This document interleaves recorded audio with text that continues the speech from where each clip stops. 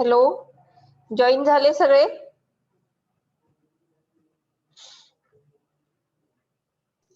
हो. एकूण तुम्ही आता किती 15, 3, 18 पर्यंत संख्या आहे. म्हणजे नेहमीचे जे मेंबर आहेत जेनेटिक्स एक्झाम्पल्सच्या वेळी आधीच्या या प्रॅक्टिकल्स जी घेतली आपण त्याला जेवढे जॉईन होते तेच दिसत आहेत. तुम्ही सांगितलेल्या गुगल क्लासला एक्झाम साठीच्या जॉईन झालात सगळे? हो मॅडम. तुमच्या आता थोडस तुम्हाला परीक्षेच्या अभ्यासासोबत अजून एक जबाबदारी सांगतो की उरलेले जे मेंबर आहेत आपल्या वर्गात ऍडमिशन तर आहे, तुम्हाला किमान तुमच्या गावातल्या मुलं माहित असतील त्यांना एक मेसेज कन्वे करा की ह्या सगळ्या स्टेप्स झाल्याशिवाय पूर्ण परीक्षा होत नाही. परीक्षा झाल्याशिवाय तुम्हाला गेल्या वर्षीचा रिझल्ट माहितीये त्याप्रमाणे कॅरी ऑन वगैरे होणार नाही. तुम्हाला एक्झाम ही द्यावीच लागणार आहे.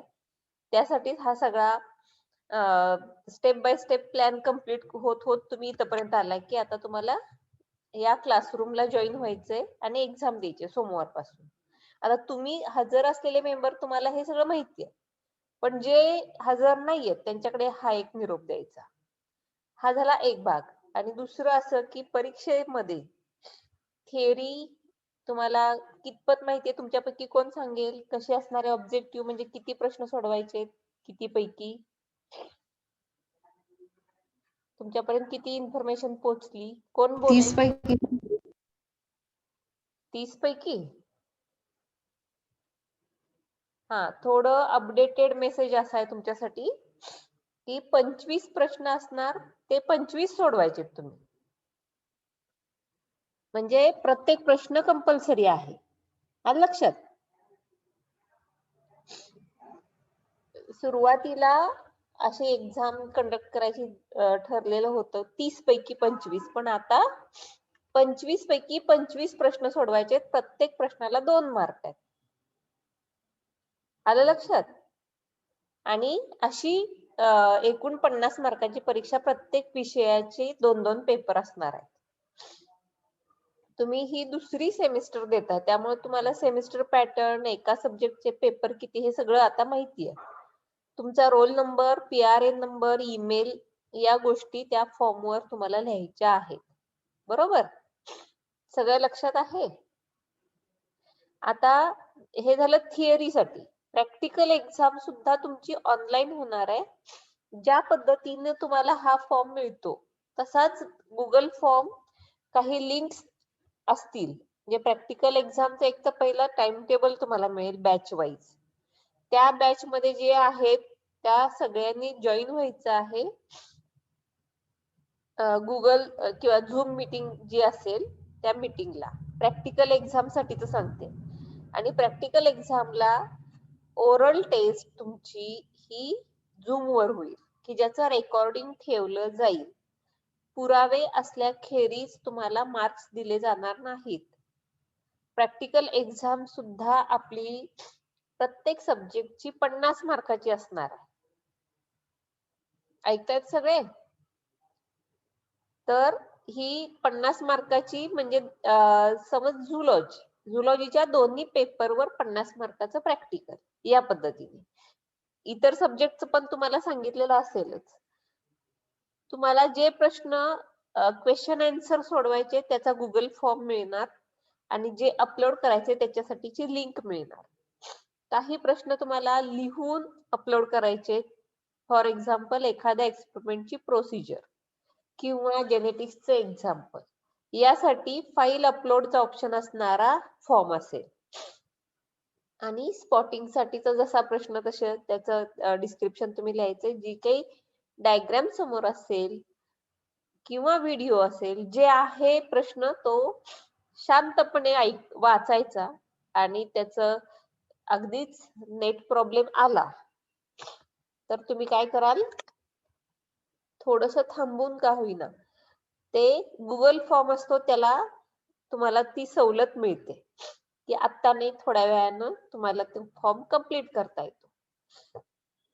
पण झूम मीटिंग मध्ये ओरल जी तुमची आहे तेव्हा तुम्ही तिथे हजरच हवं आणि समोर समोर जे विचारले जातील तुम्हाला तुमचा कॅमेरा ऑन करून जो काही माईक आहे तो अनम्यूट करून बोलायचा आहे. त्यासाठीची तुम्ही तयारी करायची.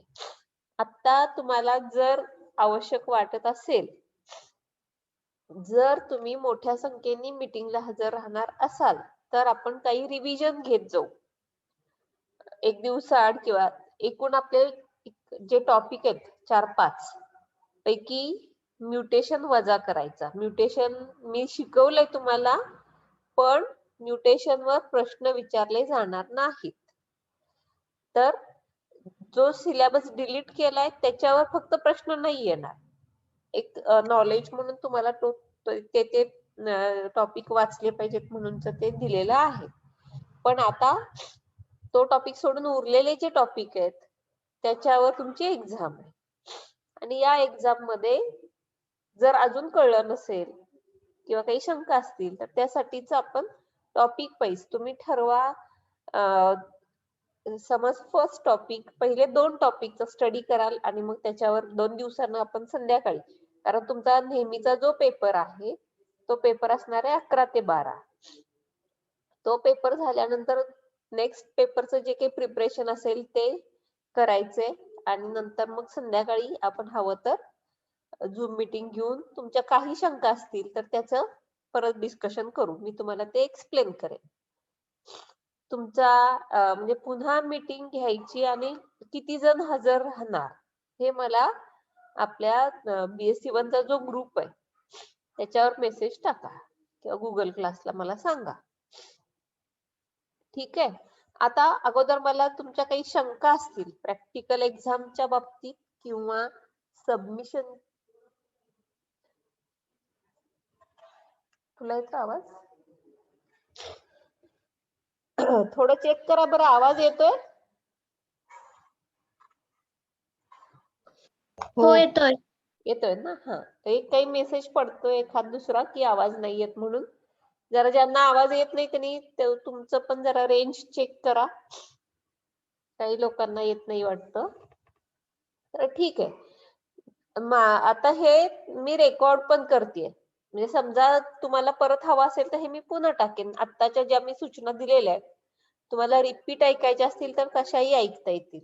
मुळात तुम्हाला शंका काय आहे ते मला समजायला पाहिजे. कुणाच्या मनात काय असेल. आधी या सगळ्याच्या सोबत ही झाली तुम्ही देणारी एक्झाम. एक्झामचे मार्क एक्झामसाठी म्हणजे जो तुम्ही प्रॅक्टिकल मधला एखादा गुगल फॉर्म सोडवाल स्पॉटिंगचा तर त्याचे मार्क्स तुम्हाला खात्रीनं मिळणार आहे. पण जे सबमिशन आहे त्याचे वेगळे मार्क आहे. जी ओरल आहे त्याचे वेगळे मार्क आहे. थिअरीचा एक पेपर तुम्ही जेव्हा देता म्हणजे 25 प्रश्न सोडवले तर तुम्हाला 50 मार्काची एक्झाम संपली. असे झुलॉजीचे 2 पेपर तुम्ही देणार आहात.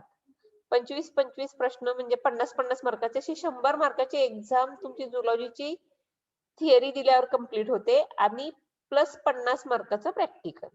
पण हे जे 50 मार्काचं प्रॅक्टिकल आहे ते असं थिअरी सारखं 1 तासात संपत नाही. यामध्ये डिव्हिजन केलेलं आहे. गुगल फॉर्म सबमिट केला त्याचे 10 मार्क असतील ते 10 मार्काचं तेवढंच व्हॅल्युएशन होणार. तुम्हाला जे सबमिट करायला सांगितलेलं आहे एक जर्नल सबमिट व्हायला हवं. तिन्ही सगळ्या जेनेटिक्स एक्झाम्पल्स साठीचे लिंक दिलेले आहेत मी मागेच. त्या लिंक वर तुम्ही एक्झाम्पल्स अपलोड केलेले असले पाहिजेत. त्याचे वेगळे मार्क आहेत आणि एक 2 रिपोर्ट ऍडिशन तुम्ही ही एक्झाम संपल्यानंतर द्यायचा आहे. तर तो रिपोर्ट काय असावा? तुम्ही ज्या गावात किंवा ज्या वस्तीवर राहता त्या वस्तीवर राहून तुमच्या एरियामध्येच म्हणजे कोरोनाच्या संदर्भातले सगळे नियम पाळून उगीच कुठं जाऊन मला मॅडमने रिपोर्ट सांगितला मैत्रिणीकडे जायचंय म्हणून उगीच कुठेतरी पोहोचायचं नाही. आपल्या परिसरात सापडतील ते आर्थ्रोपोडन ॲनिमल्स ऍटलिस्ट इन्सेक्ट्स 5 पेक्षा जास्त 10 पेक्षा कमी एवढ्या आर्थ्रोपोडन ॲनिमल्स म्हणजेच जॉइंटेड अपेंडेजेस असणारे प्राणी किंवा कोणतेही इन्सेक्ट कीटक वर्गातले हे तर आरामात तुम्हाला उंबऱ्याच्या आत मिळू शकतात. त्याचं एक फोटो आणि त्याचं क्लासिफिकेशन आणि कॅरेक्टर्स, मॉर्फॉलॉजिकल कॅरेक्टर्स. किती मुद्दे झाले? एक म्हणजे तुम्हाला फायलम माहित पाहिजे आणि त्याचा क्लास, त्यापैकी कोणतेही ॲनिमल्स चालतील, कोणताही इन्सेक्ट चालेल, त्याचा फोटो वर असावा. तुम्ही तुमच्या मोबाईल मध्ये काढलेला फोटो नेटवरून डाउनलोड करायची सुद्धा गरज नाही. त्यानंतर त्याचं क्लासिफिकेशन, जे क्लासिफिकेशन तुम्हाला जर्नल मध्ये तुम्ही लिहिलंय तेच लिहायचं आहे, जर तोच मिळाला ॲनिमल तर. दुसरं म्हणजे त्याचं एक्सप्लेनेशन, त्यामध्ये तुम्ही भर घालू शकता, जादाचं लिहू शकता. जे एखादा ॲनिमल स्पेसिस वेगळा असेल तर त्याचं मग तुम्ही नेट वापरून त्याचं मॉर्फोलॉजिकल कॅरेक्टर्स इन्फॉर्मेशन ही शोधून लिहू शकता. पण मिनिमम 5 आर्थ्रोपोडन ॲनिमल्स. हा झाला तुमचा टू रिपोर्ट. जेनेटिक्स एक्झाम्पलच्या दिलेल्या लिंक्स वरची सगळी एक्झाम्पल, जे तुम्हाला मटेरियल दिलंय, एक्झाम्पल्स दिली, झूमला शिकवलेली आहेत, ते सगळं अपलोड करायचं. त्याचे काही मार्क्स आहेत. आणि जर्नल, ह्या सबमिशनचे हे मार्क्स आहेत.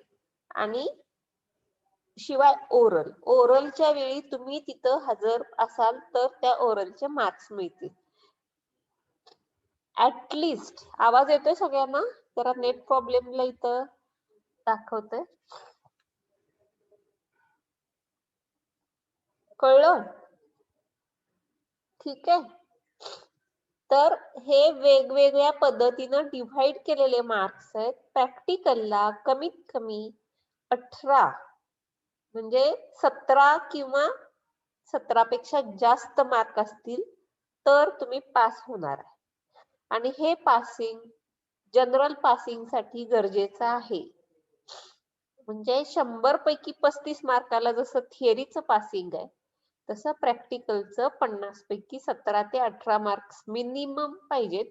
आणि मॅक्झिमम तुम्ही 50च्या पैकी 50 मार्क्स मिळवू शकता. थिअरी मध्ये हे पॉसिबल होत नसतं, काही नाही काही चुकतात ऑब्जेक्टिव्ह असल्यामुळे. ते काही जणांसाठी शक्य आहे, ज्यांनी अभ्यास केलाय त्यांच्यासाठी. पण काय केलं पाहिजे, दोन्हीकडे अटेंडन्स आणि मिनिमम तुमचं काहीतरी स्टडी हा दिसलाच पाहिजे, त्याशिवाय पास नाही होता येणार.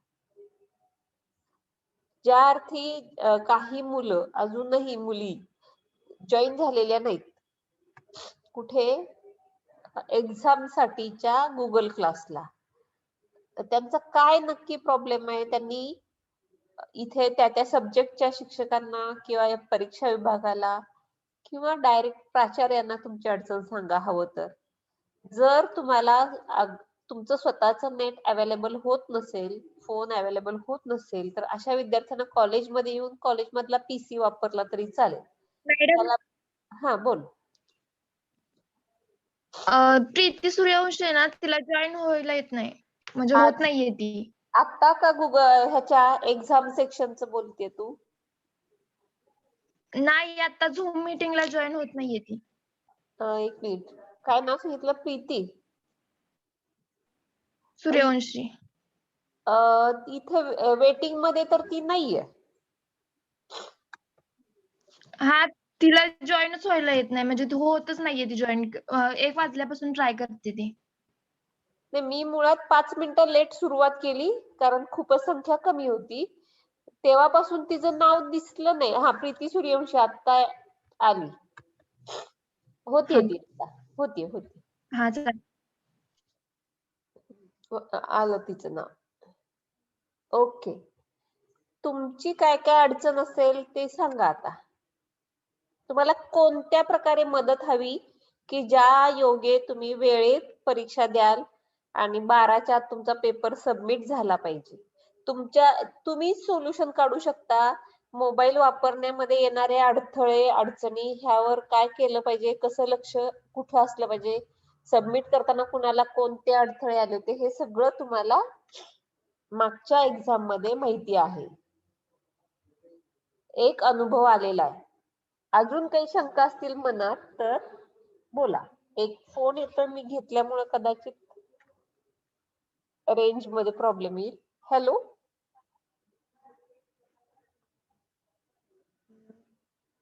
कट झाला तो फोन. ओके, तुम्ही सांगा एक एक कोणाला काय अडचण येईल असं वाटतंय किंवा आली तर त्यावेळी तुम्ही काय कराल? प्रीती सूर्यवंशी अजून जॉईन होऊ शकत नाहीये. तिचं काय प्रॉब्लेम आहे नेटचं समजत नाही. तर मी ऍडमिट केलेलं आहे तिला. तिला हवं तर मी आता नाव नोट डाऊन करून ठेवते. तिला मी हे रेकॉर्डिंग पाठवेन. ओके, बोला अजून काय अडचण आहे? मी मुद्दाम ही कमी वेळात मीटिंग संपवणार आहे कारण मला हे रेकॉर्डिंग परत गुगल क्लासला टाकते.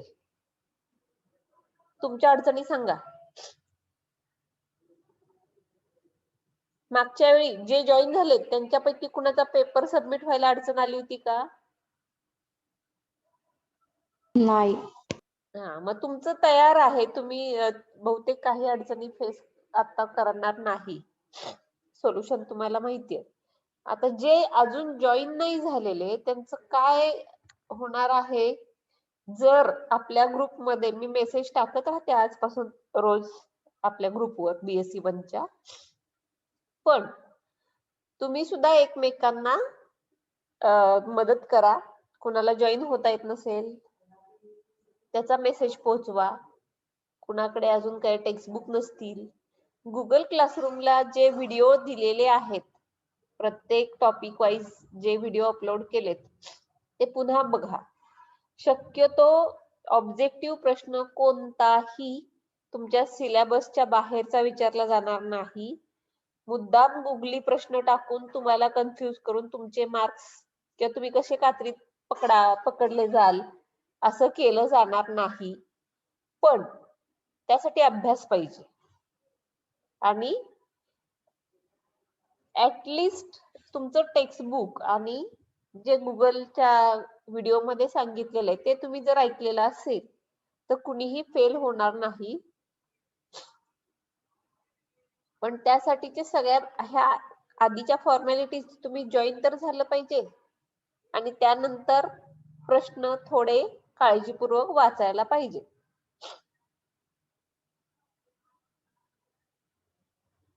मॅडम ओरलला कुठले प्रश्न विचारले जाणार? हा, एक्सपेरिमेंटचे का टेक्स्ट मधले? ओरलला प्रॅक्टिकल एक्झामला जो तुमचा क्वेश्चन आहे म्हणजे जेनेटिक्स एक्झाम्पल वर ओरल नाही व्हायची कारण ते तुम्ही क्लिअर कट लिहून सबमिट करायचे. मग ओरल राहते कुठे? तुमच्या जनरल क्लासिफिकेशन आणि temporary preparation, cytological preparation of mitochondria किंवा क्रोमोसोम्स.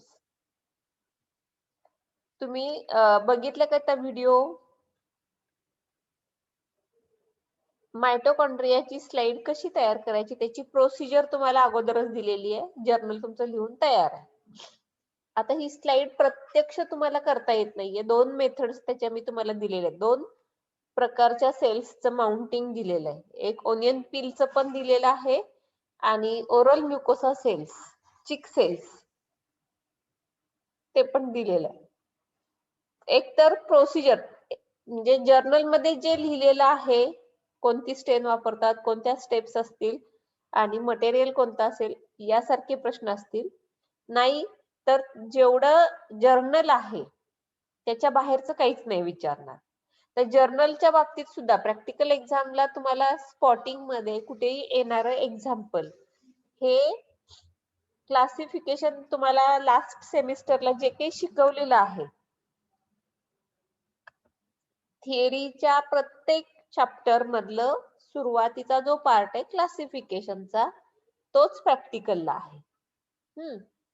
मग आता हे प्रॅक्टिकलला असणारं जे काही क्लासिफिकेशन आहे त्यातल्या अॅनिमलचं नाव किंवा एखादी स्पेशल क्लासिफिकेशन किंवा त्याच्या मॉर्फोलॉजिकल पिक्युलॅरिटी किंवा फंक्शन या पद्धतीनं ओरल असेल.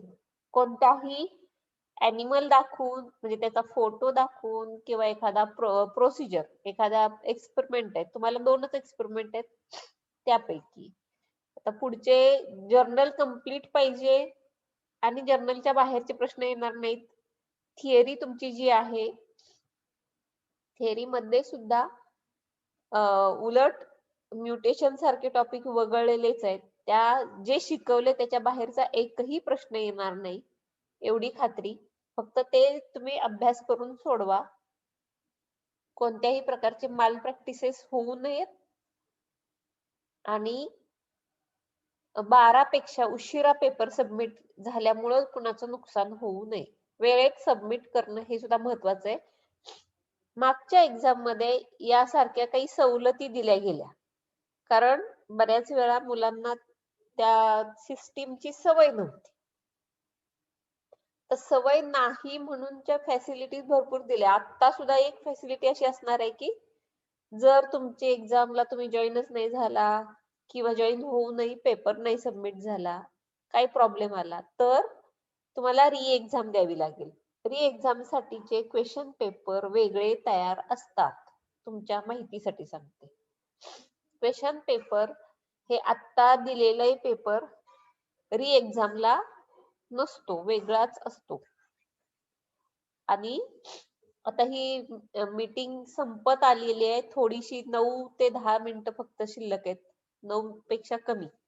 तर तुमच्या काही शंका असतील तर विचारा.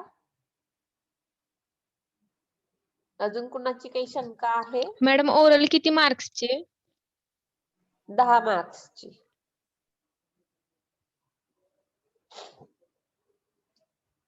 विद्यापीठाने ज्या गाईडलाईन दिलेल्या आहेत त्याप्रमाणे आपण हे सगळे प्रश्न अरेंज करणार आहोत. त्यामध्ये स्पॉटिंग 10 मार्काचं, जेनेटिक्स एक्झाम्पल 6, यामध्ये फक्त मार्क्स थोडे कमी जास्त होतील. डिस्क्रिप्टिव्ह क्वेश्चन्स, जर्नल, असाइनमेंट्स आणि प्रोजेक्ट सबमिशन. प्रोजेक्ट साठी अतिशय कमीत कमी मटेरियल तुम्हाला मी देते की जे तुम्ही घरात बसून तयार करायचं. फक्त ओन पाहिजे. इंटरनेट वरचा पुस्तकातला कोणताही फोटोग्राफ नको. तुमचा स्वतःचा मोबाईल वापरून किंवा मोबाईल कुणाचाही वापरा पण स्वतः तो ॲनिमल लोकेट करायचा आहे. मग त्याच्याबद्दलची माहिती तुमच्या शब्दात लिहायची. एक लक्षात घ्या की तुम्ही जे काही लिहाल त्यात माहिती कोणत्या प्रकारचे इंग्लिश वापरलंय त्याच्यावर तुमचे मार्क्स कमी नाही होणार. पण तुम्ही ते कुठलं तरी कॉपी पेस्ट नाही करायचं. आणि हे सगळं लिहून झालं की जसं जर्नल तुम्ही पीडीएफ बनवली, तुमच्यापैकी बऱ्याच जणांचं सबमिशन हे तयार आहे. पण अजूनही ज्यांचं तयार नाही त्यांनी वेळ अजून गेलेली नाही, ते सबमिट करायचं आहे स्वतःच्या हस्ताक्षरात. आणि म्हणजे मग ते मार्क्स तुमचे ऍड होत जातात. आलं लक्षात? मॅडम जर्नल कशावर सबमिट करायचे? जर्नल साठी मी लिंक दिलेली आहे. अजून शेवटी हा भाग आहेच की ज्यांना अजून कळलेलं नाही, एक नवीन ईमेल तयार केलेला आहे आणि तुम्हाला मी लिंक दिली होती, मी परत देते. सबमिशन अजून बऱ्याच जणांची राहिलेली आहे. तीच लिंक एक्झाम्पलची पण आणि ह्याची पण परत देता येईल. आपल्या ग्रुपवर मी ते टाकते. तुम्हाला पहिल्या 2 टॉपिकचा स्टडी करून ठेवत असाल तर 2 दिवसात मी त्याची रिव्हिजन साठीची झूम मीटिंग घेते. त्यातल्या काही शंका असतील तर त्या परत एक्सप्लेन करण्यासाठी एक 30-40 मिनिटं पुन्हा खर्च करू आपण.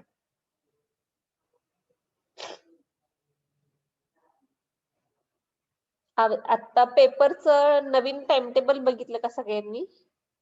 शेवटचे 2 पेपर पुढे पोस्टपोन केलेले आहेत. माझाच पेपर नंबर 4 जो आहे, अगोदर 19 तारखेला सांगितलं होतं तुम्हाला, तो आता पुढे गेलेला आहे. बघितलंय सगळ्यांनी? हो. ओके. आता कुणाच्या काही शंका राहिल्यात का? आपल्याला मग मीटिंग वाइंड अप करता येईल, संपवता येईल. शंका असतील किंवा कोणत्याही टॉपिक मधलं काही असेल नोट डाऊन करत चला. आणि किंवा पहिले 2 टॉपिक घ्या, त्याच्यावर आपण बोलू. सोमवारी संध्याकाळी कोणत्या वेळेत मीटिंग घ्यावी तुम्ही वेळ सांगा. संध्याकाळी असं नाही, 12 नंतर. कारण सोमवारचा पेपर तुम्ही जेव्हा सबमिट कराल पहिला पेपर, तेव्हा काय अडचण येतात तेही थोडस समजेल. सोमवारी आपल्या झुलॉजीच्या या पेपर मधले पहिल्या 2 टॉपिक साठीची मी मीटिंग घेते. तुम्ही वेळ सुचवा, त्या वेळेत घेऊ आपण.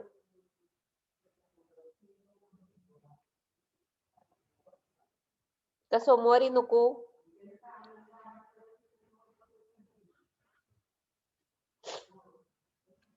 काय का घ्यायचीच नाही? मग तुम्ही फार मध्ये मध्ये फोन येतात सगळ्यांचे.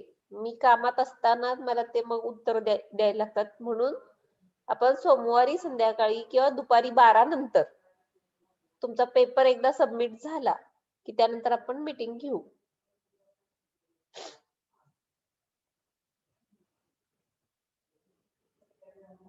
का मी सांगेन त्यावेळेस जॉईन होणार?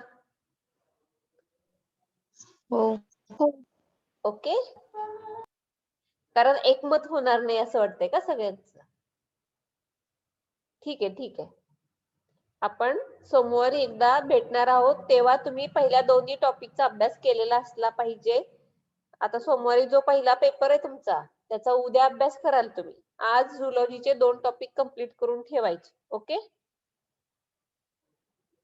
कंप्लीट म्हणजे त्यातली जी शंका असेल ती लिहून ठेवा बाजूला. ठीक आहे. मग मीटिंग थांबूया आपण.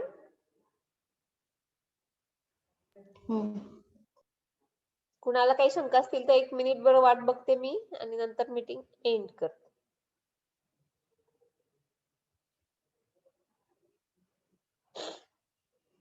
ठीक आहे. बेस्ट ऑफ लक. सगळ्यांनी अभ्यास करा भरपूर. काहीही शंका असेल तर त्या प्राध्यापकांशी तुम्ही बोला. फक्त जर कोण बोलत नसेल, फोन उचलत नसतील तर अगोदर एक मेसेज टाकायचा. प्रत्येकाचंच काही नाही काही काम चालू असतं आणि मग तुम्हाला असं नको वाटायला की आमचं काही खरंच नाही किंवा आम्हाला कोणी विचारत नाही किंवा आम्हाला मदत मिळू शकत नाही, असं कुणाला वाईट वाटायला नको. त्या विषयाच्या सरांना तुम्ही सरळ एक मेसेज टाकायचा, नंतर कॉल करायचा. बरोबर? आता काही राहिल्या नाहीत शंका. चला मी आता थांबवते मीटिंग. ओके. सगळ्यांना तुमच्या परीक्षेसाठी शुभेच्छा, अभ्यासासाठी. थांबूया आपण इथे.